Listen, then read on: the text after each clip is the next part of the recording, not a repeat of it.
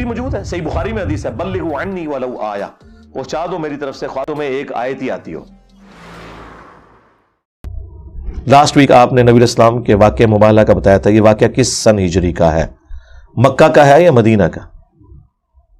مبالغہ جو ہے وہ تو مدینہ شریف میں ہوا ہے، یہ نبی علیہ السلام کے وفات سے کچھ عرصہ پہلے ہوا ہے، یہ تو غزوہ تبوک کے بھی بعد کا واقعہ ہے، یہ آلموسٹ آپ سمجھ لیں 9-10 ہجری کا واقعہ۔ صحیح مسلم میں تفصیل کے ساتھ موجود ہے، نجران کے عیسائی آئے تھے، نبی علیہ السلام سیدنا حسن حسین مولا علی اور سیدہ فاطمہ کو لے کے آئے، کیونکہ قرآن میں آیا تھا کہ اے نبی اگر یہ دلائل آپ ماننے کے لیے تیار نہیں ہے تو ان سے کہو کہ لے آؤ اپنے بیٹوں کو، ہم بھی اپنے بیٹوں کو لے آتے ہیں، تم بھی اپنے بیٹوں کو لے آؤ، ہم بھی اپنی عورتوں کو لے آتے ہیں، تم بھی اپنی عورتوں کو لے آؤ، اور ہم بھی خود آ جاتے ہیں، تم بھی خود آ جاؤ، پھر اللہ کے حضور اوپن میدان میں لعنت کرتے ہیں کہ جو جھوٹا ہے اس پہ لعنت ہو۔ تو نبی علیہ السلام پھر اپنے ساتھ سیدنا علی کو لے آئے، ظاہر ہے کہ وہ نبی علیہ السلام کے بیٹوں کی مانند بھی تھے اور نبی علیہ السلام کے حوالے سے وہ نفس بھی تھے، کیونکہ نبی علیہ السلام نے فرمایا علی مجھ سے ہے، میں علی سے ہوں، یہ صحیح بخاری میں حدیث ہے۔ اور اپنے بیٹے حسن حسین لے کے آئے، آپ کی اولاد جو ہے وہ انہی سے چلی، آل محمد اولاد علی۔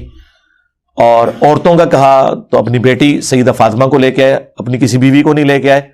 اور یہ اس بات کی اناؤنسمنٹ تھی کہ یہ جو اہل البیت والا پروٹوکول ہے یہ نبی علیہ السلام کی کسی بیوی کو بھی یہ والا حاصل نہیں، ویسے تو حضور کی بیویاں بھی اہل البیت ہیں، اس میں کسی کو اختلاف نہیں ہے۔ کوئی بالکل مینٹل ہوگا وہ یہ کہنا شروع کر دے کہ حضور کی بیوی اہل البیت نہیں ہے، بیوی اگر گھر والی نہ ہو تو اور کون گھر والی ہوتا ہے، لیکن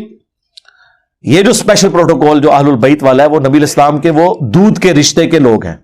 خون کے رشتے کے لوگ ہیں۔ اسی لیے زید ابن ارقم نے جب غدیر خم کی حدیث قرآن اور اہل بیت روایت کی صحیح مسلم میں،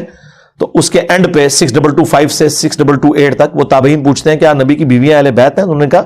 وہ اہل بیت ہے اپنی جگہ، لیکن نبی علیہ السلام جن اہل بیت کے بارے میں امت کو ڈرا رہے تھے نا، وہ اہل بیت ہیں آل علی، آل عقیل، آل جعفر، آل عباس، جو حضور کے دودھ کے رشتے کے لوگ ہیں۔ اور پھر زید ابن ارقم نے کہا کہ بیوی تو اہل بیت ہو نہیں سکتی اس طرح کی، کیونکہ جب خامند اسے طلاق دیتا ہے تو اس کا رشتہ اپنے خامند سے ختم ہو جاتا ہے۔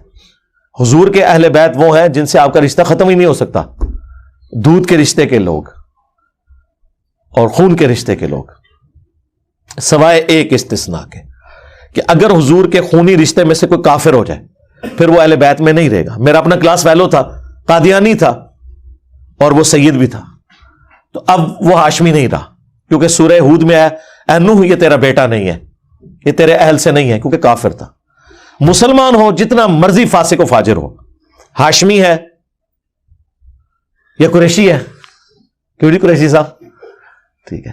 تو وہ سید میں شمار ہوگا۔ اور سیدوں کو بھی چاہیے کہ اپنے کرتوت ٹھیک کریں، یہ نہ ہو کہ وہ کسی دربار پہ سوٹے لگا رہے ہوں بیٹھ کے اور یہ کہہ رہے ہوں کہ ایسی سید ہاں، یہ بھی کام چھوڑ دو۔